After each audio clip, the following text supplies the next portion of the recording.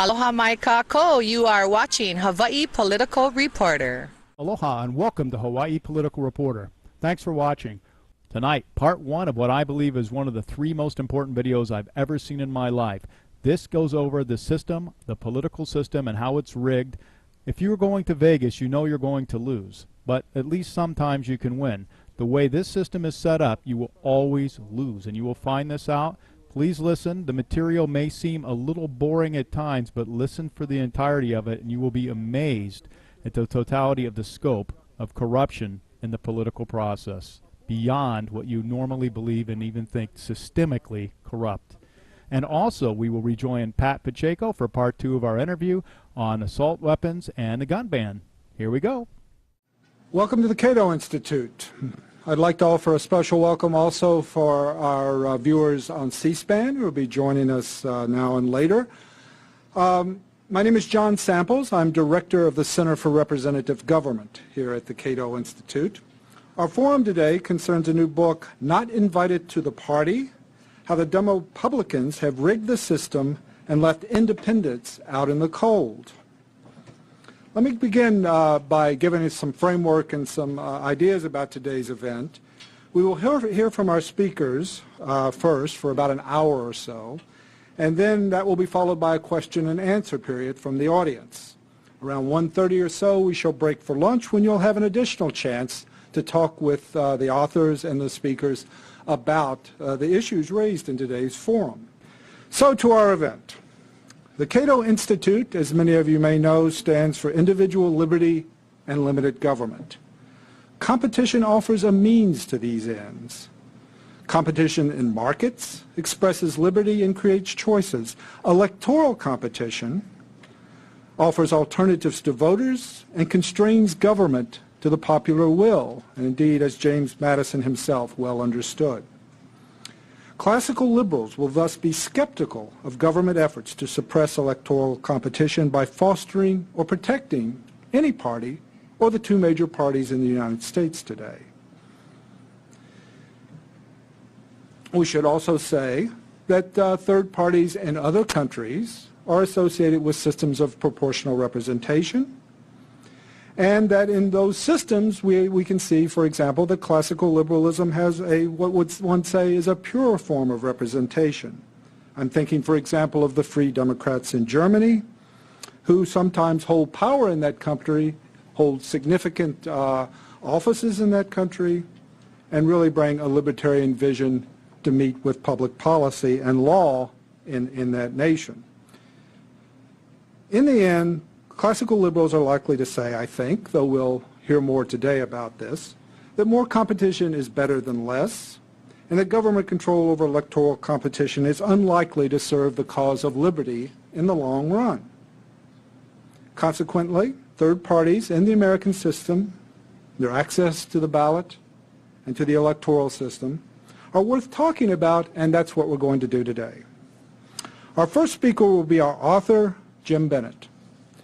Jim is an eminent scholar at George Mason University and holds the William Snavely Chair of Political Economy and Public Policy in the Department of Economics, and is director of the Olin Institute for Employment Practice and Policy. He received his PhD in 1970 from Case Western Reserve and has specialized in research related to public policy issues, the economics of government and bureaucracy, labor unions, and health charities. He is founder and editor of the Journal of Labor Research and has published more than 60 articles in professional journals such as the American Economic Review, Public Choice, and others. He has written many books, of which I shall mention one to you.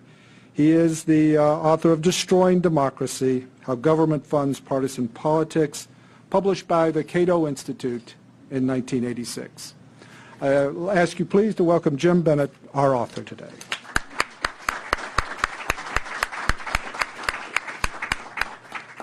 Thanks much, John. And thanks to our host here, Cato, Dave Bose, who was a little bit surprised when he learned that Ralph Nader had written a foreword to this book. My credentials suddenly crumbled. But that's all right. And afterward was written by Bill Redpath, who is chair of the Libertarian National Committee, so I'm sandwiched between the two extremes of the political spectrum, and I think it's a great thing. Something's got to be seriously wrong, folks, when you've got Ralph Nader praising my work on the one hand and Bill Redpath on the other. As John mentioned, I'm a professor of economics at George Mason, and we pride ourselves on our specialty in the field of what's called public choice. This is the economics of politics. And I came to this issue because of the fact that I began to notice that candidates other than Democrats and Republicans, despite the excitement that they started with, soon faded in the political arena and were not really considered seriously by the time the elections arose. And I began to wonder what was going on. And as an academic, of course, one of the first things you do is you say, well, what else has been done in this field? And I found very little has been done by the political science fraternity, or the political science academics. And apparently, to political sciences, the domination of politics by the DemoPublicans, what I call the Democrats and Republicans, you may recall that, or at least I do, I'm old enough, and that's why I'm using notes, that George Wallace, in his campaign in 1968, pointed out that there's not a dime's worth of Democrats between the Republicans and the Democrats, and so that's why I call them the DemoPublicans. And it's, to the political science community, apparently, having the DemoPublicans dominate the field is not only how things are, but also how they should be. And I take exception to that. And it seems many voters also have apparently come to the conclusion that voting for candidates outside the DemoPublicans is somehow suspect, if not unpatriotic or even subversive. So we need new approaches to problems. We need more issues put before the American voters. We need to widen the range of political debate, and that's what these third parties and so on have done. Third parties have traditionally challenged the status quo, and they have led to change and new ideas and so on. And throughout our nation's history, particularly before the Civil War, we had really dozens of different parties.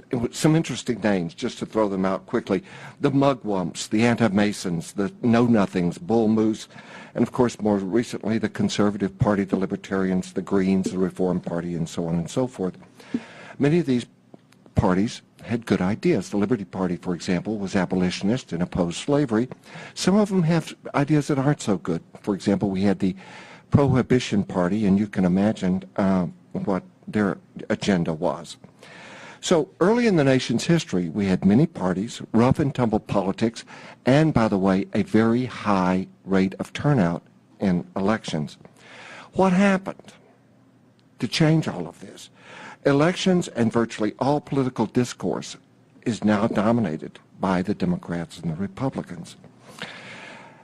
Now, being a libertarian, one of the first things I do is to go to that document that a lot of people don't put a lot of credence in today, which is the Constitution of the United States, and ask, what does it say about political parties? And the answer is nothing. However, in the debate about the Constitution, Federalist Papers and our patriots such as James Madison and Benjamin Franklin and so on, a great deal was said about the notion of faction. Faction, in today's terminology, is special interest, and political parties were considered to be special interest who wanted to use the power of the state to benefit themselves and their members. Even today, surveys have shown throughout the world deep public distrust of political parties everywhere. In polling, political parties are ranked in public esteem lower than lawyers. Yes, lower than lawyers. That tells you something. Nevertheless, we have political parties, and by the end of the Civil War, the Dems and the Republicans were entrenched as the two major political parties, a duopoly controlling politics. How did this occur? There's a number of reasons, and I will talk about four. First was the elimination of multi-member districts. At-large elections were sharply restricted by the Apportionment Act of 1842 that required congressmen to be elected in single-member districts so that candidates winning the most votes is the sole representative. French sociologist Maurice Duverger showed that the simple majority single ballot system strongly favors two parties. This is a phenomenon known as Duverger's law. Voting for a long-shot candidate who might prevail as third or fourth choice in a multi-member election is widely viewed today as throwing away one's vote in a winner-take-all system. So it discourages single-member districts, discourages voting for third parties and independent candidates. And incidentally, I might add, the Electoral College's winner-take-all practice also encourages the two-party system. Politically, however, single-member districts make some sense in today's world. You can think of, for example, the concern of people in upstate New York about being dominated by the people in Manhattan, and so on and so forth. Now, the second, and in my view the most important impediment to third parties, is the so-called government reform. You know, when libertarians hear that government is being reformed by politicians, we always grab our wallets. And the idea of the Australian ballot is that the government will print and provide the ballots. Prior to the 1890s, ballots were privately printed by the parties themselves so that any party could print up a ballot with any slate of candidates that they wanted. But in the 1890s, in response to a lot of corruption that occurred in the 1888 elections, governments began to supply a single consolidated ballot for all candidates for all offices. This was the Australian ballot. And by 1910, only 2 states did not use the Australian ballot. By the way, one of those, South Carolina, permitted the use of private ballots up until about 1950. Control of the ballot by government allowed government to control who gets on the ballot. And a major justification for the Australian ballot is that non-serious candidates can be excluded. As those patronizing, condescending elites who know what is best for the rest of us are well aware, too many choices confuse the voters. So we have to, look after the voters to avoid confusion there. The major parties never had never did and still don't have a problem getting their candidates on the ballot because access is based on the number of votes received in the previous election. But candidates and parties outside the duopoly have serious impediments due to ballot access laws. Some states require tens of thousands of valid signatures on petitions just to appear on the state ballot. In Oklahoma, in 2008, for example, more than 40,000 signatures were required just to appear on the ballot. And the emphasis here is on the word valid. The slightest discrepancy can have not only a name thrown out, but a whole page of petitions. For example, John introduced me as Jim Bennett, and if I put down my name as James T. Bennett in my address and then signed it Jim Bennett, that would be considered, a bad and an invalid petition signing.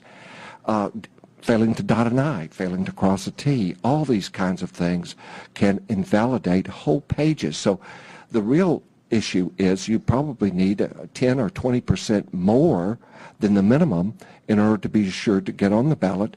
And the Democrats and the Republicans, each election, hire lawyers and so on to challenge these petitions. And the third-party candidate needs to, of course, hire counsel to oppose the counsel that the duopoly brings to bear on the problem. Stringent access laws spread like wildfire in the 1930s to thwart the Communist Party candidates, although the Communist Party was never a serious contender in any election. But the same restrictions that applied to the Communist Party also applied to the third parties and the independent candidates, but certainly not to the Democrats and the Republicans. Put simply, clearing the hurdles throughout the nation merely to get on the ballot often exhausts both the energies and the resources of independent candidates and third parties. In the 2008 elections, over 1.5 million valid signatures were needed if a third party was to appear on the ballot in every state in the Union. Couple these onerous petition requirements with early filing deadlines, and for the Democrats and the Republicans are on the ballot by definition, so they don't worry about filing deadlines. But when you are submitting petitions, they often have to be presented weeks or months in advance of the time that prior to the printing of the ballots. So this also imposes serious expense and difficulties for the people outside of the duopoly. Third-party candidates are often viewed as spoilers, out to deny the Democrats and the Republicans their rightful offices. Witness, for example, the scorn heaped on Ralph Nader, who was inappropriately blamed for denying the inventor of the Internet the presidency. In truth, ballot clutter really has never occurred. And after all, even kooks who want to be on the ballot have some rights, at least they did under the Constitution.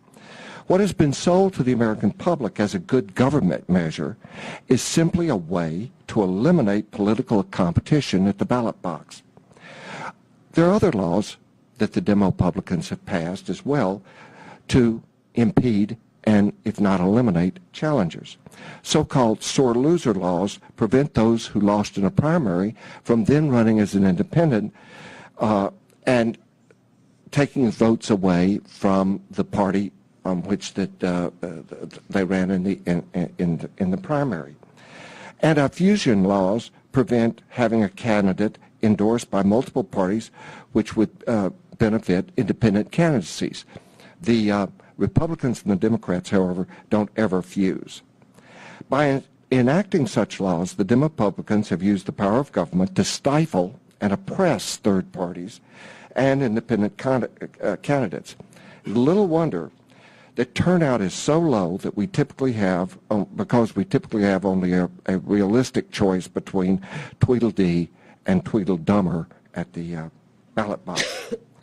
A third impediment, and I have to use that word again, is campaign reform. Again, anytime you hear that politicians are reforming something, the news for the general public is inevitably bad. Money is the lifeblood of politics. Taxpayer funding of campaigns and even conventions also benefits the Democrats and the Republicans. Federal law limits contributions by individuals, thus squelching the possibility that an independent might make an effective run for office with just a couple of well-heeled backers. With government money, however, come strings, and these strings inevitably benefit the duopoly. And they, of course, impede challengers. The good government side of campaign reform is just another way of privileging the elite over outsiders and protecting the status quo. All these so-called limits were neatly skirted with loopholes. PAC contributions where PACs arose, soft money, and all that kind of stuff. Corporations, always looking for welfare handouts from government, have little interest in independents and third parties. Both the left and the right, in other words, Ralph and Bill Redpath down here, by the way, they're sitting on opposite sides of the room, that may tell you something, are opposed, in my opinion. They agree on one thing, certainly, and that is the ending of corporate welfare. But anyway, the vast majority of taxpayer dollars allocated for politics have naturally enriched the DemoPublicans. The only candidate who actually got a significant sum was Ross Perot in 1996, who got roughly 1/8 of the $234 million distributed. But third parties and independents, even if they do get tax funds for their political campaigns, they get it after the election. So you need to get at least 5% of the vote in order to get any federal money. And of course, you have to have the election before you can determine whether you get 5% of the vote. So the simple fact is that, you know, TV time bought in December when the election was in November is not terribly helpful. And by the way, of course, incumbents in office, which are typically the Democrats and the Republicans, already have enormous advantages over challengers. Things like the congressional frank, constituent newsletters, access to the media, gerrymandering and districts, and so on. In short, the DemoPublican version of campaign finance reform is little more than an incumbent protection act to exclude outsiders. The fourth impediment involves the media. Here we have a self-fulfilling prophecy. The media refuses to give serious news coverage to independents because they're unlikely to win. And of course, independents are unlikely to win because the DemoPublicans have used the power of government to harass them at every turn and minimize their participation in the election process, which excludes them from media coverage. If you can't get your views and positions out to the public and make yourself known, you certainly aren't going to get elected. These people give us the Kool-Aid, and we swallow. And you like to know something? I don't tell you the truth. Even the Hawaiian people, Japanese, Portuguese, Filipino, whoever, when educated, went to the Western world and came back, you follow in their footsteps. Why? Because you were educated, brainwashed, drank their Kool-Aid, and come back and tell the people that they're your own people you go against. That's this right. Hey, Pat is so right. You know, I've been to college myself, and I can't tell you, and I've, you know, done it, and I observe it, and I cannot tell you the brainwashing. And there are certainly some good people in there, too. But the one thing they don't teach you there is how to think for yourself. That's the one thing. What they do is indoctrinate you, okay? And it's so subtle, okay? And I call them educated idiots, Pat. I mean, some of them come out there, you know, and they don't have a freaking clue of what's really happening. You know, I remember this movie that I watched. I forget the title, but I still remember this. You know, there were aliens. I watched this movie when I was young. The aliens came down, and they got the people, and they injected the people. They programmed the people. You say what I want you to say. You say nothing else. Which one is this? I really can't remember the title. Black and white, color? But the people of Hawaii, you know where the Hilo Theater was. That's where I saw this movie when I was growing up. And you know, till today, we're not injected by aliens. We're injected by our own people, our own government, our own politicians. Yeah, it's something. You're not programmed to say what they want you to say. You can't say what you believe. Oh no, you cannot. They will not accept you. Hey, you know what's even worse though? What's even worse is when they start to think that way and they don't even realize it's not their thoughts. Okay?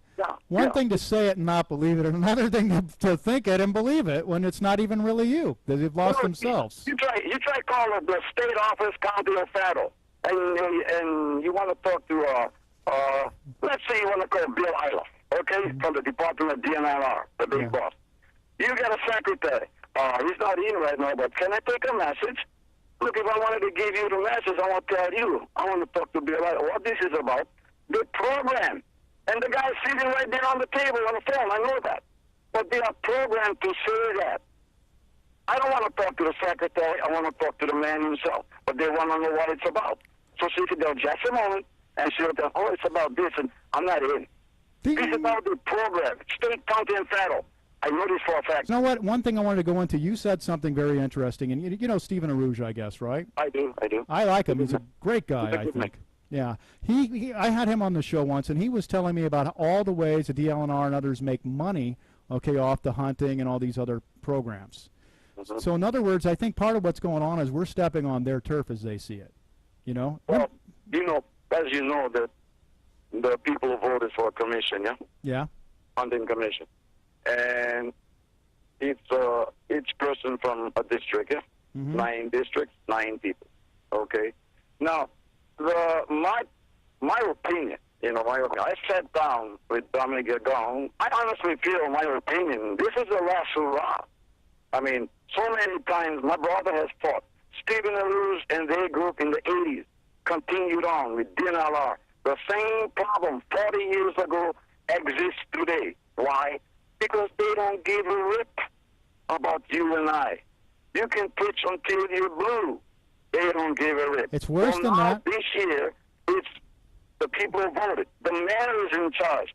My question is this, Mr. Mayor, if you're listening, that are you really going to support the people's needs? Not what we want, not what the hunters want. What we need is our lifestyle doesn't get taken away. Our food supply, mountain and the ocean. We're surrounded by water, Mr. Mayor. You got to know that you take away the food supply, the increase of crime and violence on this island is on your shoulder. Let it be known, Mr. Mayor, that you are responsible. If we don't get what we need, the people need, not me. I'm looking at the future for the youngsters, the next generation. People that can't afford to go to college, people that cannot afford to go to school and get an education, but know how to use their hands and their way of surviving in this island we can. But game management is also very important. Where it was in the past, a hunter takes 2 animals, 2 pigs, 2 sheep, 2 goats. That's it. You don't go to make a mass destruction trying to kill 30 and then eliminate them and trying to find out where I can give them. You're committing your own crime. You're eradicating for the people. Game management is so important, and they don't give a rip. Why do they not give a rip, DNLR? Because these Westerners, these scientists and biologists come down here with their fancy words, and they call their Kool-Aid and want to give it to us so we drink it. You drink it yourself. You the educated idiots? Yes. A lot of them, not everyone, I'm not calling everyone, but a lot of them, the educated idiot crew. No, I know a scientist. I mean, I know 2 of them. They're real nice people. They sympathize. He told me, Pat, I sympathize with you guys. I agree with you. I will not mention the name. But the rest of them, they don't give a rip. They get food Pat, on it's their worse table. than that. It's worse than that. It's not that they don't give a rip. It's that they're profiting on the system against us. This is what you got to realize, people. It's not just that they don't. If they don't give a, they, excuse my language, they wouldn't. We're on the internet. We can get away with it. They wouldn't care. Okay, I mean, they just wouldn't care if you're giving them a hard. But they have a specific pattern of resisting us, and why is that? Because they have interest to make the money against us. That's what I believe. Also, on the same token, they continue to do so because our elected officials don't give a rip about the people.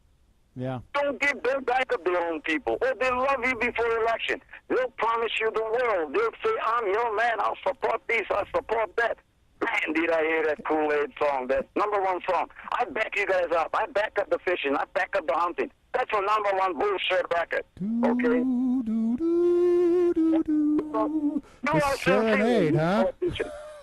You're politicians. If you are sincere for the people and by the people, you will work for the people of Hawaii. And you know what, guys, on a side note, and the mighty dollar. And a side note on that, here's how one of the couple ways, and there's always exceptions to the rules, but here's a couple things I found. Let's just go aside for a second, Pat. When you look at these politicians, here's a couple clues. How much money are they getting, okay, versus their competition? If they're getting lots of money, okay, there's some interest. Some people, and it's not just from their friends, or they're not just pulling it out of their own account. There's something going on there usually. So that's clue #1. Look at the money, where it's coming from. That's easily done. Get on the internet now. You can see, okay? Number two, here's a big one I've come to conclude, okay?